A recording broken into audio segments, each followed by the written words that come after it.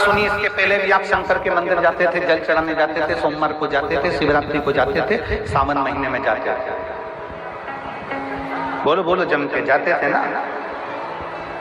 अब पहले का जल चढ़ाना और अभी का जल चढ़ाने में अंतर क्या आ गया? क्योंकि पहले तुम जो जल चढ़ाते थे, शंकर भगवान को जानते नहीं थे कि जल किस तरह से चढ़ना है, कहाँ चढ़ना है, अशोक सुंदरी कहाँ है, माता पार्वती कहाँ है, गणेश जी का स्थान कहाँ है, बेलपत्री का महत्व क्या है, शमी पत्र का महत्व क्या है, शंकर के गुणगान का महत्व क्या है, श्री शिवाय नमस्तुभ्यम का महत्व क्या है, ये हमको मालूम नहीं था।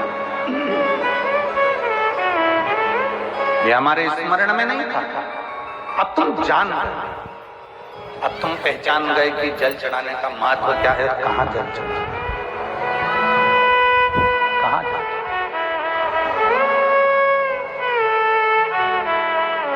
अब तुम्हें स्मरण में आ गया।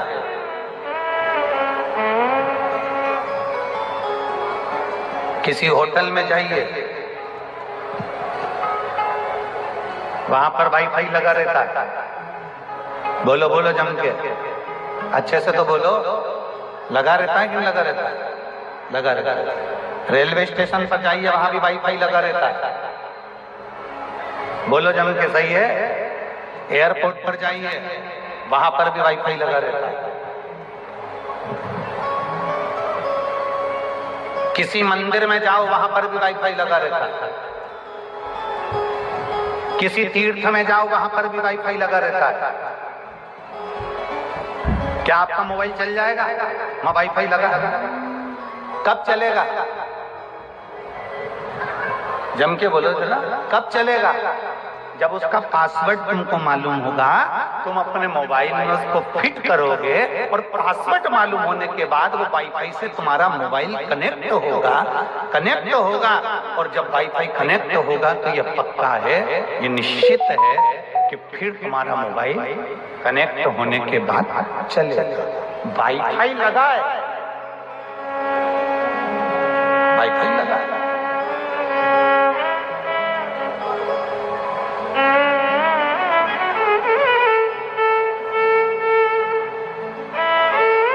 वाईफाई लगा,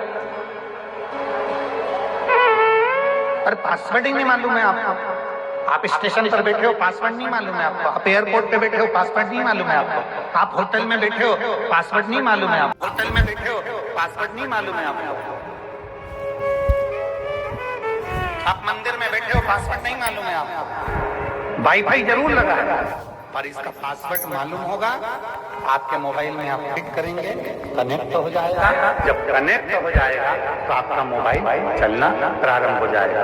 उसी तरह कई लोग ऐसे हैं जो शिव महापुराण की कथा में आते जरूर हैं। कई लोग ऐसे हैं जो शंकर के मंदिर में एक लोटा जल चढ़ाने जाते जरूर हैं। कई लोग ऐसे हैं जो शंकर भगवान के मंदिर में पूजन करने जाते जरूर हैं। कई लोग ऐसे हैं जो पशुपतिनाथ का व्रत भी करते हैं। पर सही ईमानदारी की बात तो यह है कि सब दूर वाईफाई लगा हुआ है, पर तुम्हें उसका पासवर्ड मालूम होना चाहिए और तुम्हारा मोबाइल कनेक्ट होना चाहिए। तुम पशुपति व्रत करो, मना नहीं है, पर ये दिल को कनेक्ट तो करो।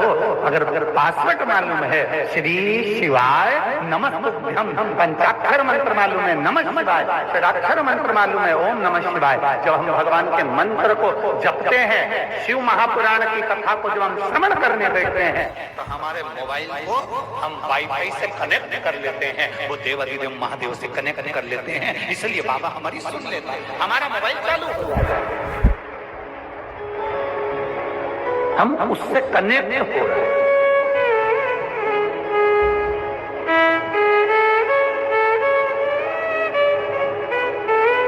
अगर हम कनेक्ट नहीं होते तो बाबा सुनता भी नहीं। हमको तुम्हारा भाग्य देखना नहीं आता।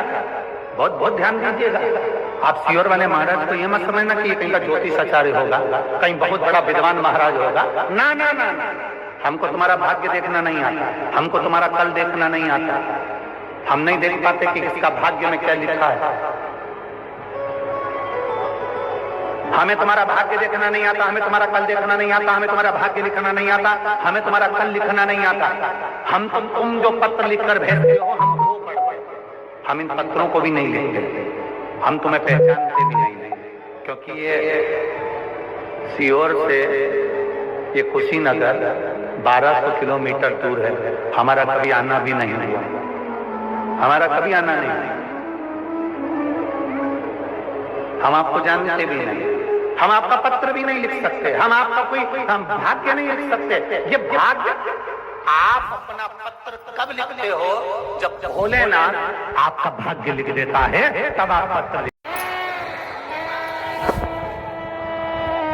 सीहोर वाला महाराज पत्र नहीं लिखता, सीहोर वाला महाराज कुछ पत्र में नहीं लिखेगा, सीहोर वाला महाराज तुम्हारा भाग्य नहीं लिखेगा। पर भोलेनाथ पर जल चढ़ाते चढ़ाते चढ़ाते चढ़ाते पशुपति व्रत करते करते, जब तुम भगवान का भजन करते करते, शिव पुराण सुनते सुनते, तुम्हारा वो वाईफाई से तुम्हारा मोबाइल, तुम्हारा दिल जब कनेक्ट हो जाता है, तो वो शंकर तुमको चलाना सिखा देता है, और तुम्हारा जब कार्य पूर्ण करता है तो तुम पत्र लिखते हो। ये दूसरा कोई नहीं लिखता, हमें नहीं मिलता आपका पत्र।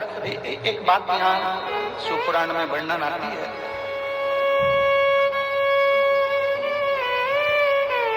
मेहनत का फल, मुसीबत का हल और तुम्हारा कल। फिर से बोलो हमारे साथ में, मेहनत का फल, मुसीबत का हल और तुम्हारा कल। क्या होगा ये दुनिया का कोई नहीं बता सकता, केवल महादेव बता सकते हैं। तुम्हारी मुसीबत का हल कैसे होगा ये महादेव को मालूम है, तुम्हारा कल कैसे होगा ये महादेव को मालूम है।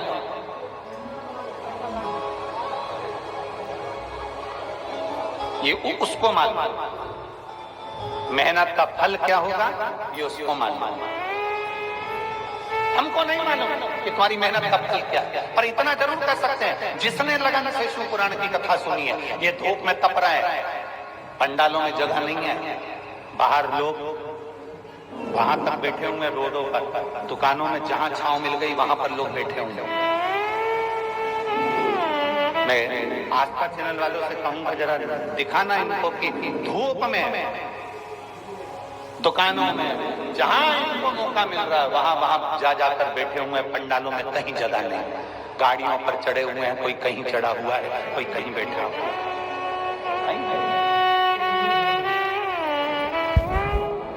इतना जरूर कहूंगा कि तुम जो मेहनत कर कर यहाँ तक पहुंचे हो, पैदल चलकर तुम यहाँ तक पहुंचे हो, तुम्हारी मेहनत का फल, और तुम जिस लिए आए हो कि मैं बड़े मुसीबत में फंसा हुआ हूं, मेरा बाबा इसका हल निकालेगा, मुसीबत का हल और जो आने वाला तुम्हारा कल है, ये तीन चीजें मेरा महादेव तुम्हें जरूर सफल बनाकर भेजेगा, निश्चित। और शंभो शरण पड़ी माधो घड़ी रे घड़ी दुख काटो, दया करी ने दर्शन शंभो शरण पड़ी मांगो घड़ी रे घड़ी दुख काटो, दया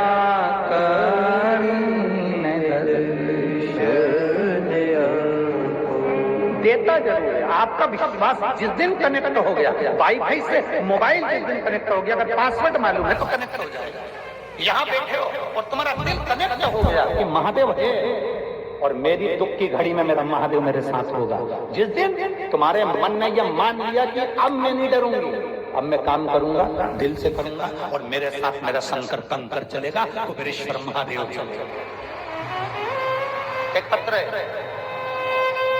पत्र में लिखा,